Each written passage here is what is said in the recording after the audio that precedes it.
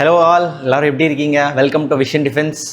இன்றைக்கி நம்ம இந்த வீடியோவில் என்ன பார்க்க போகிறோம்னா, யூபிஎஸ்சியோட கொஷின் பேட்டர்ன் எப்படி இருக்க போகுது, அந்த கொஷினோட அனலைசிஸ் எப்படி நம்ம அந்த கொஷினை அப்ரோச் பண்ணணும், எப்படி அந்த கொஷினுக்கு நம்ம பர்ஃபெக்டான ஆன்சர் கொடுக்கணும் அப்படின்றதும், அந்த கொஷினை எப்படி அப்ரோச் பண்ணுறதுக்கு நம்ம எப்படி படிக்கணும். யூபிஎஸ்சின்றது எப்போவுமே அந்த பேட்டர்ன் இருக்குல்ல, எக்ஸாம் பேட்டர்ன், அந்த கொஷின் பேப்பர் பேட்டர்ன் வந்து அடிக்கடி ரிவைஸ் பண்ணிட்டே இருப்பாங்க. வருஷம் பார்த்தீங்கன்னா அதை அவங்க அப்டேட் பண்ணிவிட்டு புதுசாக நம்மளை குழப்பணும் அப்படின்றதுக்காகவே கொண்டு வந்த அந்த பேட்டர்ன், அதை எப்படி நம்ம அப்ரோச் பண்ணணுன்றதை நம்ம இந்த வீடியோவில் பார்க்க போகிறோம்.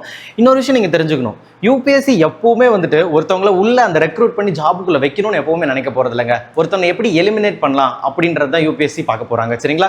அதனால தான் இது வந்து one of the toughest exam அப்படின்னு சொல்றாங்க. ஸோ நம்ம இந்த கொஷின்குள்ள ஒரு 5 கொஷின் எப்படி இந்த எக்ஸாம் அப்ரோச் பண்ணணும் அப்படின்றத பிரீஃபா ஒரு சின்ன ஐடியா மாதிரி இந்த வீடியோவில் நம்ம பார்த்துருவோம், சரிங்களா? ஃபர்ஸ்ட் கொஷின் பார்க்கலாம். The Gandhi Irwin pact. Okay, the first கொஷின்ல ஹிண்ட் இருக்கு. The Gandhi Irwin pact included which of the following. Okay, அந்த காந்தி-இர்வின் பேக்ட் அப்படின்றது நம்ம என்னன்னு ஃபர்ஸ்ட் பார்த்துருவோம், சரிங்களா? காந்தி-இர்வின் பேக்ட் அப்படின்றது என்ன? அப்போ நமக்கு வந்து காந்தி-இர்வின் பேக்ட் தெரியறதுக்கு முன்னாடி மூணு விஷயம் தெரியணும். அது என்ன அப்படின்னு பார்த்தீங்கன்னா, first round table conference, second round table conference and third round table conference, சரிங்களா? Round table conference. இதுல காங்கிரஸ் ரெப்ரசன்ட் பண்ண ஆர் அட்டன் பண்ண ஒரே ஒரு ரவுண்ட் டேபிள் கான்ஃபரன்ஸ் என்ன அப்படின்னா, இந்த செகண்ட் ரவுண்ட் டேபிள் கான்ஃபரன்ஸ் எந்த வருஷம் நடக்குது அப்படின்னா 1931. அதே மாதிரி முன்னாடி பின்னாடி இயர் போட்டுக்கலாம், 1930 and 1932. அப்போ காங்கிரஸ் அட்டன் பண்ண ஒரே ஒரு ரவுண்ட் டேபிள் கான்ஃபரன்ஸ் அப்படின்னா இந்த செகண்ட் ரவுண்ட் டேபிள் கான்ஃபரன்ஸ். இதுலயே சோல் ரெப்ரசன்டேட்டிவ் ஆஃப் காங்கிரஸா யார், இந்த ஒரே ஒரு ரெப்ரசன்டேட்டிவ் காங்கிரஸ்ல இருந்து அட்டன் பண்றாரு, அவர் தான் யாரு அப்படின்னா காந்தி. அப்போ இவர் அட்டன் பண்றதுக்கு பின்னாடி ஏதோ ஒன்று இருக்கு. இந்த ரவுண்ட் டேபிள் கான்ஃபரன்ஸ் மட்டும் இவர் அட்டன் பண்றதுக்காக ஒரு பேக்ட் ஒன்று சைன் பண்றாங்க. பிரிட்டிஷும் காந்தியும் ஒரு பேக்ட் ஒன்று சைன் பண்றாங்க. அந்த பேக்ட் பேர் தான் என்ன அப்படின்னா Gandhi Irwin pact. It was signed in the year of 1931 March month sign பண்ணியிருப்பாங்க, சரிங்களா?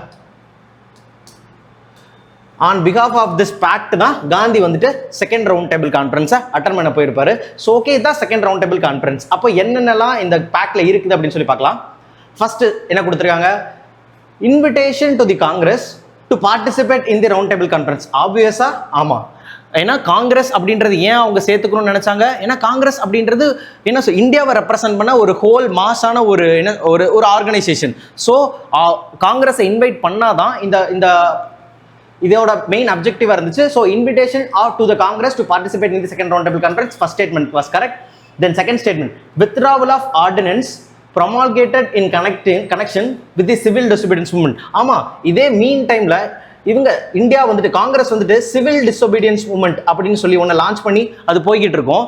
நீங்க சிவில் டிசோபீடியன்ஸ் மூவ்மெண்ட்டை வந்துட்டு இப்போதைக்கு அதை வந்து ஸ்டாப் பண்ணி வைக்கணும். You have to stop civil disobedience movement. Then இந்த உங்களுக்கு தேவையான விஷயம்லாம் வந்துட்டு நமக்கு இங்கே பண்ணி தருவோம் அப்படின்னு சொல்லி தான் காந்தி-இர்வின் பேக்ட்ல சொல்லியிருப்பாங்க. ஸோ அப்போ வந்துட்டு withdrawal, நம்ம சிவில் டிசோபீடியன்ஸ் மூவ்மெண்ட்டை காங்கிரஸ் வந்து வித்ரா பண்ணியிருப்பாங்க. Okay, second statement was correct. Then third statement, acceptance of Gandhi suggestion for enquiry into the police excesses. Okay, இதுதான் நம்ம வந்து என்ன யோசிக்கக்கூடிய ஒரு விஷயமா இருக்கு. Acceptance of Gandhi suggestion for enquiry into the police excesses இல்லைங்க, அப்படி வந்து காந்தி எதுவும் நம்ம கேட்கல, அதை அவங்க அக்செப்டும் பண்ணிக்கல. Then fourth, release of only prisoners who are not charge with violence. இந்த பிரிசனர்ஸ் அப்படின்றது யார் அப்படின்னா பொலிட்டிக்கல் பிரிசனர்ஸை வந்து காந்தி ரிலீஸ் பண்ணணும்னு சொல்லி கேட்டிருப்பாரு. எந்த மாதிரியான பொலிட்டிக்கல் பிரிசனர்ஸ் அப்படின்னா அவங்க யாரெல்லாம் வந்து வயலன்ஸ்ல ஈடுபட நான் வயலண்ட் பொலிட்டிக்கல் பிரிசனர்ஸை வந்து ரிலீஸ் பண்ணணும் அப்படின்னு சொல்லி காந்தி கேட்டிருப்பாரு. So they accepted it. So இதுபடி மேட்ச் பண்ணி பார்த்தோம்னா 1, 2 and 4 are the right answer, சரிங்களா? அப்போ நமக்கு என்ன தெரியுது? 1931 நமக்கு ஒரு முக்கியமான இயர் தெரியுது, மார்ச் மந்த். அப்போ அந்த மீன் டைம்ல காங்கிரஸ் என்ன பண்ணிட்டு இருப்பாங்க அப்படின்னா சிவில் டிசோபீடியன்ஸ் மூவ்மெண்ட் 1930ல சிவில் டிசோபீடியன்ஸ் மூவ்மெண்ட் வந்து லான்ச் பண்ணி அது பண்ணிட்டு இருப்பாங்க. So by to conclude the civil disobedience movement, a pact was signed between Gandhi and British government. அதுதான் என்ன சொல்ல அப்படின்னா காந்தி-இர்வின் பேக்ட் அப்படின்னு சொல்லி சொல்றோம், சரிங்களா? By this pact Gandhi attended the second round table conference. Okay, second question பார்க்கலாம். With reference to the land reforms in independent India, which one of the following statement is correct? இது டைரக்ட் கொஸ்டினா இருக்குங்க, எந்த ஒரு statement கொஸ்டினுமே கிடையாது. The ceiling laws were aimed at the family holdings and not at the individual holdings. கிடையவே கிடையாது. It not aimed upon the family holdings and all. Family holdings அது வந்து aim பண்ணல. So statement 1 was wrong. The major aim of the land revenue was to provide agriculture land to the all the landless.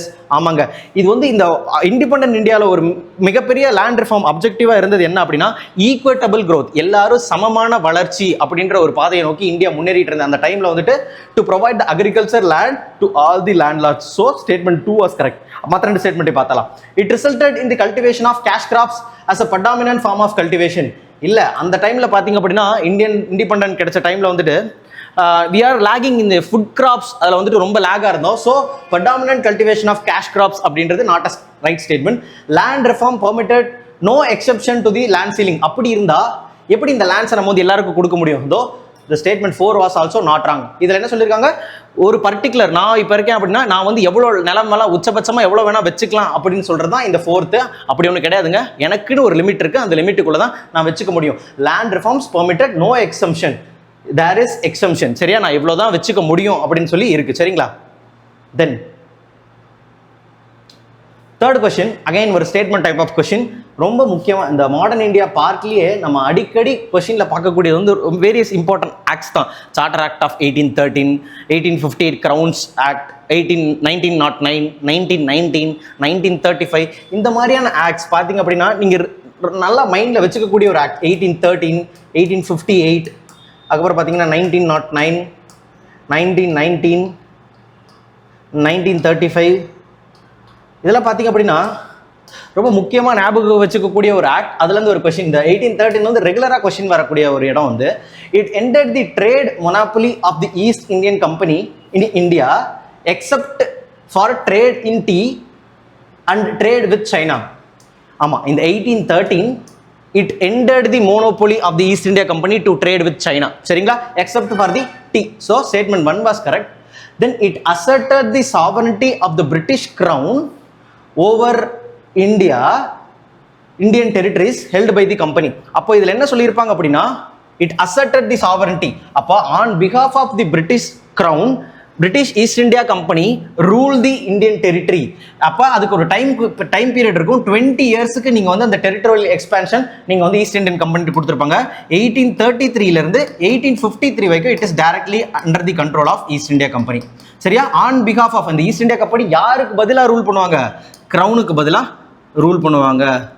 So இந்த territorial எக்ஸ்டென்ட்ன்றது ஒரு 20 இயர்ஸ்க்கு அவங்க கொடுத்துருப்பாங்க. சரியா, இதுதான் இந்த செகண்ட் ஸ்டேட்மெண்ட்ல கொடுத்துருக்காங்க. It asserted the sovereignty of British rule over Indian territories held by the company. Okay, then second statement was the right one. Then third statement பார்த்தலாம். The revenues of India were now controlled by the British parliament. இல்லைங்க, இந்த revenue செஷனும் இந்த territorial and commercial session இருக்கு பார்த்தீங்களா, அந்த financial session was a separate department. அதுக்கும் British பார்லிமெண்ட்டுக்கு எப்போ relation வருது அப்படின்னா இந்த இயர் ஆஃப் 1853 தான் இந்த revenues goes under the control of British Parliament. அது வரைக்கும் இந்த revenues are controlled by the East India Company. So statement 1 and 2 was correct, statement 3 was wrong. Option A. பார்த்தீங்க அப்படின்னா இப்போ சார்ட்டர் ஆக்ட் 1813 எல்லாமே தெரிஞ்சிருந்தாதான் அது எதனால் வந்துச்சு, அதோட ரிசல்ட் என்னென்னலாம் தெரிஞ்சாதான் இந்த கொஸ்டின் நம்மளால போட முடியும். So you have to study in the clear manner to attend these type of questions. The next question and fourth question with reference to the Swadeshi movement. Okay, the question became little bit easier and we are studying நம்ம ஸ்வதேசின்ற word பார்த்தாலே என்ன சொல்கிறது, நமக்கு வந்து நம்ம டேரெக்டாக போக வேண்டிய இயர் வந்து 1905 and 1906 இந்த இயருக்கு போயிடணும். சரிங்களா, கன்சிடர் தி ஃபாலோயிங் ஸ்டேட்மெண்ட். அப்போ ஸ்வதேசி மூவ்மெண்ட்னா என்ன, ஸ்வதேசி மூவ்மெண்ட்னா என்ன அப்படின்னு பார்த்தோம் அப்படின்னா இட் வாஸ் த அவுட்கம். இது வந்து இந்த ஒரு மூவ்மெண்ட் அப்படின்றது it was an outcome of the partition of Bengal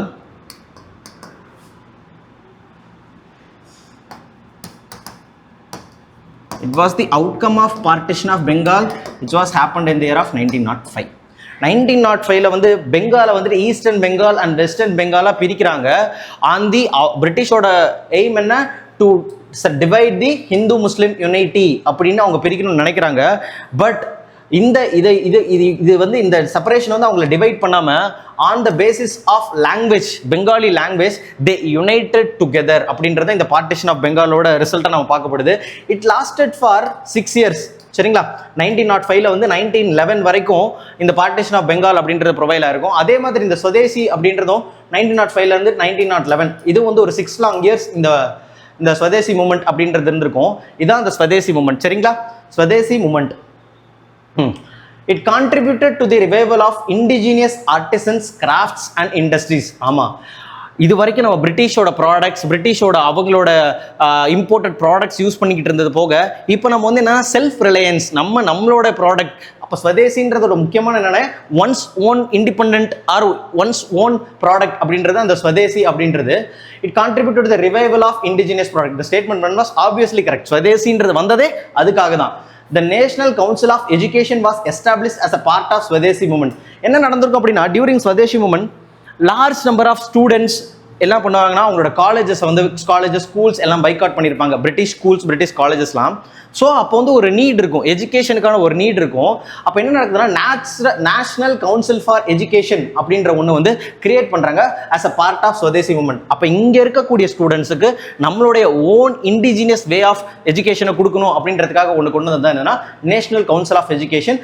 so given statement are correctனா both 1 and 2 statement are correct. அப்போ நமக்கு என்ன தெரியணும், ஸ்வதேசின்றது எந்த இயர் வந்தது? 1905, 1906. Because of that partition of Bengal it served as a important reason for the formation of swadeshi movement. Swadeshi மூமெண்ட்டை பற்றி இன்னொரு ஃபேக்டர் வந்து சொல்கிறேன்னா, ஸ்வதேசி மூமெண்ட்டை வந்துட்டு யார் என்ன சொல்லியிருப்பாங்க? Surendranath Banerjee, one of the important Surendranath Banerjee, important national leader, என்ன சொல்லியிருப்பார்னா இதை வந்து ப்ரொடெக்ஷனிஸ்ட் ஆர்கனைசேஷன் ஆர் மூவ்மெண்ட் சொல்லிடுறார். ப்ரொடெக்ஷனிஸ்ட் மூவ்மெண்ட் அப்படின்னு யார் சொல்லியிருப்பாங்க? Surendranath Banerjee. Protectionist movement by Surendranath Banerjee. Again ஒரு மேட்ச்டு டைப் ஆஃப் கொஸ்டின் பார்த்தீங்க. டிஃபரெண்ட் செட் ஆஃப் கொஸ்டின்ஸ் இருக்கு. Which of the pairs given above is correctly matched? அப்போ all India anti untouchability league அப்படின்ற விஷயத்த யார் இங்கே கரெக்டாக நீங்கள் மேட்ச் பண்ணணும். அப்போது இந்த ஆல் இண்டியா அன்டச்சபிலிட்டி லீக் அப்படின்றது எந்த வருஷம் வருது அப்படின்னா 1932. யார் ஸ்டார்ட் பண்ணுறாங்க அப்படின்னா the statement is correctly matched. It was started by Mahatma Gandhi in the year of 1932. சரிங்களா? எதுக்காக இந்த ஆன்டி அன்டச்சபிலிட்டி லீக் ஸ்டார்ட் பண்ணுறாரு? To work with the depressed class people, Harijan people கூட நல்ல இணக்கமாக செயல்படணும் எல்லாருமே. To avoid the anti untouchability, அந்த ஃபீலிங்கே இருக்கக்கூடாது. வி ஆர் யூனியன், அதனால் நம்ம வந்து சாலிடாக இருக்கும் அப்படின்றது எல்லாருக்கும் தெரியணுன்றதுக்காக பிரிட்டிஷ்க்கு, எஸ்பெஷலாக பிரிட்டிஷ்க்கு வந்து நம்மளோட அப்ரஷனை வந்துட்டு ஸ்ட்ராங்காக வெளிப்படுத்தணுங்கிறதுக்காக கொண்டு வந்தது தான் ஆல் இண்டியா அன்டச்சபிலிட்டி லீக். எந்த வருஷம்? 1932. It was started by Mahatma Gandhi. Okay, correct. All India Kisan Sabha, Kisan அப்படின்னாலே வந்துட்டு என்ன அப்படின்னா agriculture. All India agriculture Sabha. It was also started by, கரெக்டாக மேட்ச் ஆயிருக்கு, Swami Sahajananda Saraswati. It was started in the year of 1936. It was started in the year of 1936. இதுக்கு முன்னாடியே வந்துட்டு பீகார் கிசான் சபா அப்படின்னு சொல்லிட்டு நம்ம சஜானந்த சரஸ்வதி வந்துட்டு பீகார் ஸ்டேட்டுக்காக ஒரு சபா ஸ்டார்ட் பண்ணியிருப்பாரு, Bihar Kisan Sabha. It served as a pioneer for All India Kisan Sabha. It was started in the year of 1929. Bihar Kisan Sabha அதுதான் வந்துட்டு இந்த ஆல் இண்டியா கிசான் சபாவுக்கு ஒரு பைனியர், ஒரு முன்னோடியாக இருக்குது. ரெண்டுமே ஃபவுண்ட் பண்ண யார் இது நிறுவனாங்க? It was both are found by Swami Sahajananda Saraswati. Then self respect movement, நம்ம டவுன் சவுத்தில் இருக்க எல்லாருக்குமே ஒரு என்ன சொல்கிறது, ஒரு பரிச்சயமான ஒரு பெயர் தான் இதை ஸ்டார்ட் பண்ணது. It was started by E V Ramasamy Naicker alias Periyar. சரியா? செல்ஃப் ரெஸ்பெக்ட் மூவ்மெண்ட் எதுக்காக ஸ்டார்ட் பண்ணது அப்படின்னா, செல்ஃப் ரெஸ்பெக்ட் எந்த வருஷம் ஸ்டார்ட் பண்ணாங்கன்னா 1925 ஸ்டார்ட் பண்ணியிருப்பாங்க.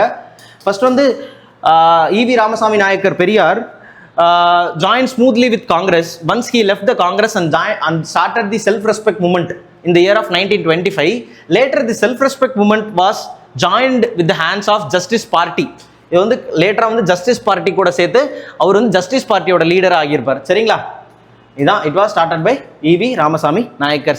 இந்த செல்ஃப் ரெஸ்பெக்ட் மூவ்மெண்ட் என்ன அப்படின்னா, to upliftment the downtrodden people, அதாவது கீழே இருக்கக்கூடிய மக்களை வந்துட்டு மேலே எடுத்துட்டு வரணும், அவங்களுக்குன்னு தனி ரிசர்வேஷன் கொடுக்கணும், அவங்களோட ரைட்ஸுக்காக வந்து தான் என்னதுன்னா செல்ஃப் ரெஸ்பெக்ட் மூவ்மெண்ட். ஸோ இந்த கொஸ்டின்ஸ் அப்படின்ற இந்த ஹிஸ்ட்ரி கொஸ்டின்ஸ் யூபிஎஸ்சி கேட்குறது பார்த்தீங்க அப்படின்னா எல்லா செக்ட்லேருந்துமே கேட்குறாங்க. எதையுமே அவாய்ட் பண்ணணும், இல்லை எதையுமே வந்துட்டு உங்களுக்கு தெரியக்கூடாதுன்னு, உங்களுக்கு எதெல்லாம் தெரிஞ்சிருக்கணும் அப்படின்னு சொல்லி அவங்க நினைக்கிறாங்க பார்த்தீங்கன்னா இந்த மாதிரி தான். ஸோ நீங்கள் இந்த மாதிரி தான் படிக்கவும் ஆரம்பிக்கணும். சரிங்களா? ஃபார் எனி கைடன்ஸ் இந்த மாதிரி நீங்கள் உங்களை ஸ்டடி ப்ரிப்பரேஷனுக்கு வி ஆர் ஹியர்.